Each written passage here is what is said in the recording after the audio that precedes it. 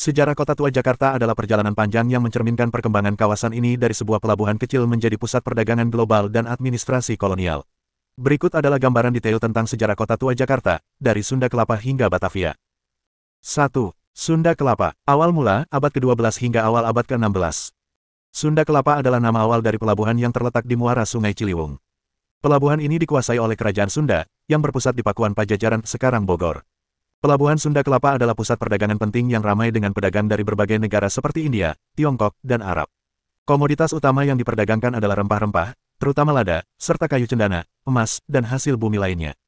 Hubungan diplomatik dan perdagangan antara Kerajaan Sunda dengan bangsa-bangsa asing, termasuk Portugis, cukup kuat. Pada tahun 1522, Portugis mendapatkan izin dari Kerajaan Sunda untuk mendirikan benteng di Sunda Kelapa sebagai imbalan atas bantuan militer melawan ancaman dari Kesultanan Demak. 2. Penguasaan oleh Kesultanan Demak dan Fatahillah, 1527. Pada tahun 1527, Fatahillah, seorang panglima dari Kesultanan Demak, memimpin pasukan yang berhasil merebut Sunda Kelapa dari Portugis. Tanggal 22 Juni tahun 1527 dianggap sebagai hari berdirinya Jakarta, karena saat itulah Fatahillah mengganti nama Sunda Kelapa menjadi Jayakarta yang berarti kemenangan yang sempurna. Jayakarta berkembang menjadi sebuah kota pelabuhan yang penting bagi Kesultanan Banten, yang merupakan penerus Kesultanan Demak di wilayah barat Nusantara. Kota ini menjadi pusat perdagangan dan penyebaran Islam. 3. Kedatangan VOC dan pembentukan Batavia, 1619. Pada awal abad ke-17, Verenigde Oostindische Compagnie VOC, sebuah perusahaan dagang Belanda, tiba di Jayakarta dan mulai terlibat dalam persaingan dengan Kesultanan Banten serta kekuatan-kekuatan Eropa lainnya, termasuk Inggris dan Portugis. Pada tahun 1619, Jan Pieterszoon Cowen, seorang gubernur jenderal VOC, memimpin pasukan Belanda untuk menghancurkan Jayakarta dan mendirikan kota baru di atas reruntuhannya. Kota baru ini diberi nama Batavia, yang kemudian menjadi pusat administrasi dan perdagangan VOC di Asia. Batavia dirancang sebagai kota Eropa dengan benteng, kanal, dan bangunan bergaya arsitektur Belanda. Kota ini dibangun di sekitar alun-alun utama yang dikenal sebagai Stadhuisplein, kini Taman Fatahillah, tempat berdirinya Balai Kota, sekarang Museum Fatahillah. 4. Batavia sebagai pusat kolonial, abad ke-17 hingga ke-19. Batavia berkembang pesat sebagai pusat perdagangan internasional dan administrasi kolonial Belanda di Asia Tenggara.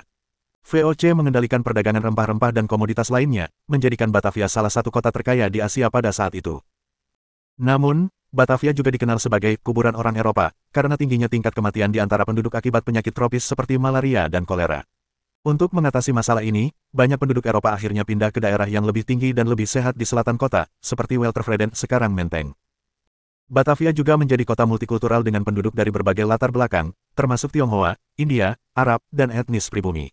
Mereka menetap di kawasan-kawasan khusus sesuai dengan kebijakan VOC yang memisahkan komunitas berdasarkan etnis. 5. Perubahan dan revitalisasi abad ke-20 hingga sekarang. Setelah Indonesia merdeka pada tahun 1945, Batavia secara resmi berganti nama menjadi Jakarta. Kota tua, yang pernah menjadi pusat kolonial, mulai kehilangan peranannya dan banyak bangunan bersejarah mulai mengalami kerusakan.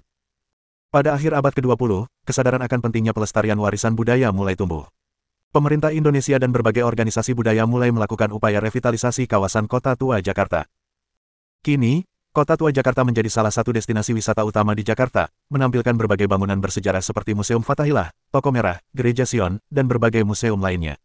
Upaya konservasi terus dilakukan untuk melestarikan kekayaan sejarah dan arsitektur kawasan ini. 6. Kota Tua sebagai simbol. Kota Tua Jakarta adalah simbol dari berbagai lapisan sejarah Indonesia, mulai dari era Kerajaan Nusantara, kolonialisme, hingga kemerdekaan. Tempat ini tidak hanya penting secara historis, tetapi juga merupakan cerminan dari perpaduan berbagai budaya yang telah membentuk Jakarta sebagai kota yang kita kenal hari ini. Kota Tua Jakarta dengan segala kompleksitas sejarahnya tetap menjadi jantung dari cerita panjang Jakarta, yang kini berkembang menjadi salah satu kota metropolitan terbesar di dunia.